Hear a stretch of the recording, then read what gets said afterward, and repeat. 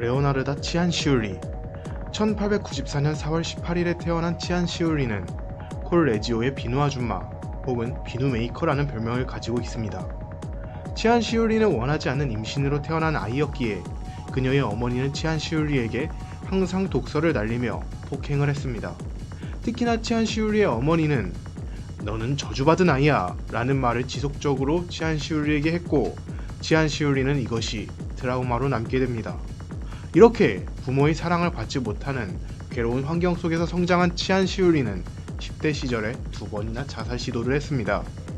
어찌 치안 시울리가 어른이 되었을 때 한 남성과 사랑에 빠져 결혼을 하려 했습니다. 그러나 치안 시울리의 어머니는 이 결혼조차 반대했죠. 왜? 그녀의 어머니는 치안 시울리를 다른 남자와 결혼시킬 계획을 하고 있었습니다. 치안 시울리는 이런 반대를 무릅쓰고 결혼에 성공합니다.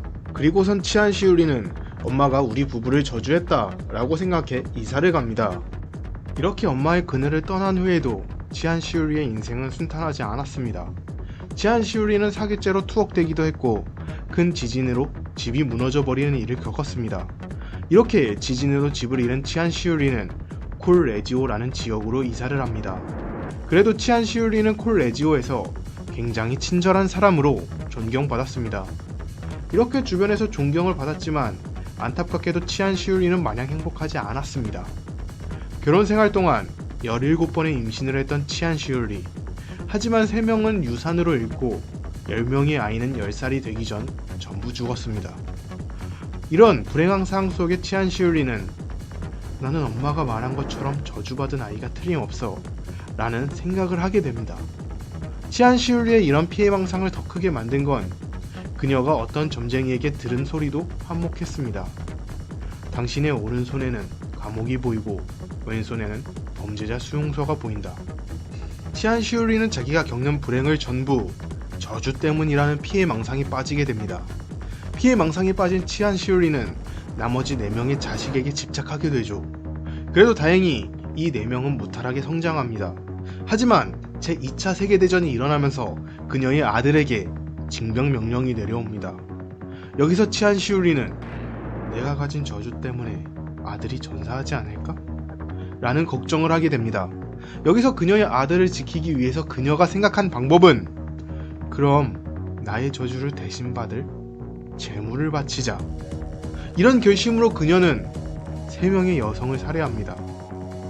그리고 치안 시울리는 여성을 살해한 다음 아들을 지킨다는 명목으로 특정 의식을 진행했습니다. 앞서 그녀의 별명을 소개했죠. 콜 레지오의 비누 아줌마 혹은 비누 메이커. 치안 시울리는 사람을 재료로 사용해서 비누를 만들었습니다. 여담이지만 비누를 만드는 방법 중 동물성 지방으로 비누를 만드는 방법이 있습니다. 치안 시울리는 이 방법으로 깨끗이 지워지냐 안 지워지냐 비누의 성능을 전혀 고려하지 않고선 사람에게 있는 지방으로 비누를 만든 것이죠. 심지어 그녀는 사람의 피를 집어넣은 케이크도 만들었습니다. 치안 시울리는 이렇게 만든 비누와 케이크를 주변 사람들에게 나누어 주었습니다. 이런 끔찍한 일이 일어나는 가운데 이탈리아의 경찰은 살인범을 추적했습니다. 다만 이웃에게 존경받던 치안 시울리가 그랬을 리가 없다. 치안 시울리는 경찰의 의심조차 받지 않았습니다. 그러나 경찰들은 치안 시울리의 아들을 의심하기 시작했습니다. 아들이 의심받자 아이들을 지키기 위해서 이런 일을 했던 치안 시울리는 아이들을 지키기 위해서 자수를 합니다. 이렇게 그녀는 징역 30년, 정신과 치료 3년을 선고받게 됩니다.